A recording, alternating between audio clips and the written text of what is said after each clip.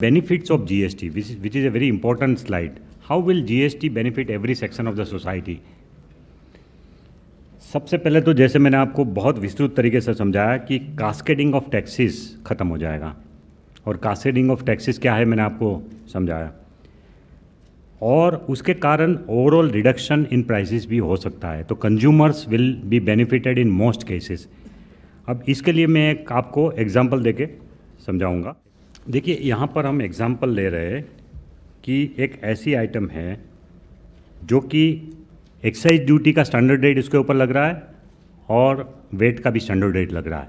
Excise का standard rate अभी क्या है 12.5% है और वेट का स्टैंडर्ड रेट है 14%। तो ऐसा एक गुड्स की हम यहाँ पर एक एग्जांपल ले रहे हैं कि जिसकी कॉस्ट ऑफ प्रोडक्शन 100 रुपया है, 100 रुपीज़, उसके ऊपर 12.5% एक्साइज लग रहा है, 14.5% वेट लग रहा है, और कुछ सर्विसेज थी जो कि गुड्स बनाने के टाइम उसने यूज़ किया था। जैसे फैक्ट्री जो है, फैक्ट्री के लिए कुछ एजेंसी को काम आउटसोर्स किया था तो उसके ऊपर सर्विस टैक्स लगा। तो सर्विस टैक्स का भी करीब मामूली सा 1% जो है वो गुड्स के अंदर गया है, जिसका अभी इनपुट टैक्स क्रेडिट नहीं ले रहा है वो, तो वो 1% भी हमने इसमें बोझा लिया है। CST, सेंट्रल सेल्स टैक्स, क्योंकि most of the goods are produced in certain states only, most of the automobiles are produce only in Maharashtra, Tamil Nadu, Karnataka, and then they are exported all over the country. So 2% CST लगेगा। सो manufacturing state अलग है, consuming state अलग है, तो 2% वाला CST का मामला लगभग हर केस में लगता है, तो वो एक्स्ट्रा बोझ है उसके ऊपर। प्लस हर स्टेट ने अपनी डोमेस्टिक इंडस्ट्री को डिफेंड करने के लिए एक एंट्री टैक्स भी डाला हुआ है। तो वहाँ पर भी एक बैरियर है कि एंट्री टैक्स भरने के बाद ही आपको अलाउ करते हैं, तो वो भी करीब 2% का भारण होता है। तो कुल मिला के 32% का टैक्स का बोझा इस आइटम पे है, जिसके ऊपर स्टैंडर्ड रेट जो है 12.5 of excise and 14% of VAT लग रहा है। अब क्या होगा कि GST में ये पूरे के पूरे सब टैक्स मर्ज हो जाएंगे और नेक्स्ट ये सब चले जाएंगे। उसके बदले में what you will get is 28% GST state away. तो जो 32% था सब मिला के कास्केडिंग के साथ, अभी तो कास्केडिंग तो हमने गिना ही नहीं है, क्योंकि एक्साइज ड्यूटी के ऊपर भी वेट का परसेंटेज लगेगा। So VAT will not be 14% will not be on 100 rupees, 14% will be on 112.5 rupees, जो कास्केडिंग ऑफ टैक्स है, वो तो हमने गिना ही नहीं इसमें। तो अगर सिंपल मैथमेटिक्स देखें तो भी 32% का जो बोझा था वो अब निकल जाएगा, अब 28% होगा। तो there will be a reduction of some amount, and may I tell you कि 60% of the income of state and centre is coming from this slab. 14% and 12.5% वाला जो है स्टैंडर्ड आइटम में से आती है, काफ़ी सारी इनकम हमारी इसमें से आती है, इस स्लैब में से। सो वो सब आइटम में there will be a reduction probably in each one of this item. बार बार सवाल उठाया जाता है कि सर्विस टैक्स अगर 15% से 18% हो जाएगा तो उसकी क्या इम्पैक्ट होगी बाकी सब गुड्स के ऊपर, और क्या सर्विसेज भी बहुत महंगी होगी तो इन्फ्लेशनरी इम्पैक्ट होगी या नहीं होगी। तो उसके लिए एक एग्जांपल हमने बनाया है। इस केस में cost of production of services is 97 rupees, ठीक है, और ये उस जो सर्विस जो दे रहा है ना, सर्विस, मान लो मैंने बताया ना कि मैं चार्टर अकाउंटेंट हूँ, मैं सर्विसेज दे रहा हूँ, लेकिन I am using furniture, AC, stationery, तो उस सब के ऊपर कुछ वेट भी मेरे को देना पड़ रहा है। जब भी मैं स्टेशनरी खरीदूंगा तो उसके ऊपर वेट जाएगा, AC खरीदूंगा तो उसके ऊपर वेट जाएगा। तो जो भी वेट की मेरी लायबिलिटी आ रही है गुड्स के ऊपर, goods consumed in providing service, तो वो वेट का हमने अप्रोक्सीमेटली 3% लिया है इसमें, कि कम से कम 97 रुपीज़ उसका कॉस्ट ऑफ प्रोडक्शन है एंड 3% टैक्स उसको वेट का देना पड़ रहा है, और वो 3% का मैं input tax credit service tax में नहीं दे रहा हूँ अभी, जो हम लोग सेंट्रल गवर्नमेंट नहीं दे रहे हैं उसको। तो कुल मिला के 100 रुपये का जो बना उसके ऊपर 15% सर्विस टैक्स है अभी सेस मिला के। और अब ये होगा कि ये 15 प्लस 3 वो 3% का ऑटोमेटिक है, वो वेट का अलग से नहीं रहेगा, पूरा GST में आ जाएगा। तो फिर वो पूरा चला जाएगा और उसके बदले में आ जाएगा 18% सर्विस टैक्स का rate single. So on the whole, because we are going to give input tax credit for goods also, so जितने भी गुड्स सर्विसेज वाले खरीदेंगे जिसके ऊपर उनकी वेट की लायबिलिटी अभी है या एक्साइज ड्यूटी की है, उसके बदले में वो जीएसटी पे करेंगे गुड्स के ऊपर. तो जो भी जीएसटी वो पे करेंगे उसको हम इनपुट टैक्स क्रेडिट के रूप में दे देंगे. इसीलिए 15 will become to equivalent to 18 now. So there be actually not much of a net increase in the service tax also. There might be marginal in certain cases, but otherwise आप चाहे bank ले लो, insurance company ले लो, उन सब का खरीदारी purchase of goods काफ़ी सारा होता है और उन सब चीज़ के ऊपर जो जीएसटी पे करेंगे उसका हम इनपुट टैक्स क्रेडिट देने जा रहे हैं. इसीलिए 15% will become almost equivalent to 18%. मतलब 18 will become equivalent to 15 only. What I am trying to say is कि ज़्यादा बोझ बढ़ेगा नहीं. सेकंड ये है कि ईज़ ऑफ डूइंग बिजनेस में कॉमन नेशनल मार्केट की हम बात कर रहे हैं. There be absolutely no barriers to trade. Most of the state borders will go, particularly for GST purpose. We don't need to have any state level border. Small tax payer को हमने आपको बताया कि 10 लाख की लिमिट थी, वो 20 लाख तक हो गई, तो उसको कोई चिंता नहीं है.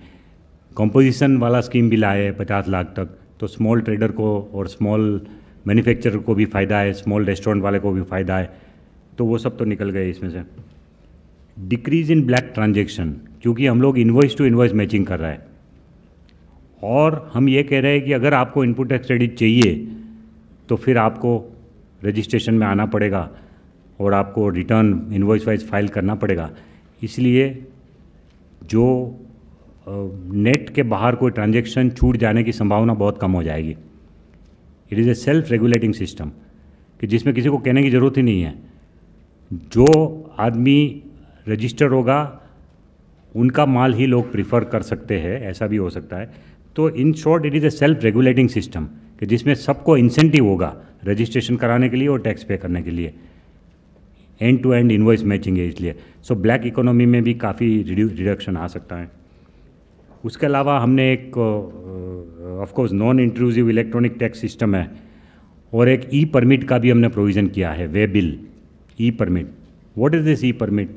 बहुत सिंपल सा ये है कि अगर आप अपना 50,000 से ऊपर की कीमत का कोई भी माल अगर ट्रांसपोर्ट करना चाहते हैं विद इन द स्टेट और आउटसाइड द स्टेट, तो आपको जीएसटीएन को खबर करना है. You to inform GSTN, you to fill some details कि मैं ये माल इस इन्वॉइस से इधर ले जा रहा हूँ. और जब आप खबर करेंगे जीएसटीएन को पोर्टल पे, अपने पोर्टल पे, तो आपको एक यूनिक आईडी नंबर मिल जाएगा. अब वो यूनिक आईडी नंबर ड्राइवर या टेम्पो वाले के पास रखना है. मोबाइल में एसएमएस पे आएगा. वो एसएमएस पे आप उसको भेज सकते हो अपने ड्राइवर को या अपने मोबाइल अपने अपने लॉरी वाले को. और अगर कहीं भी चेकिंग होता है, ऐसा नहीं है कि हम लोग हर जगह पे खड़ा करके सबको चेकिंग करेंगे, पर अगर कहीं भी चेकिंग होता है तो उनको दिखाना चाहिए कि बस ये मेरा यूनिक नंबर है. That's all. और कुछ नहीं करना है. It's not a big thing, nothing big about it.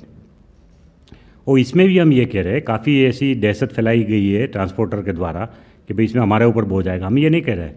हम ये कह रहे हैं कंसाइनर जो माल भेज रहा है वही यूनिक नंबर जनरेट करके ट्रांसपोर्टर को दे देगा. ठीक है.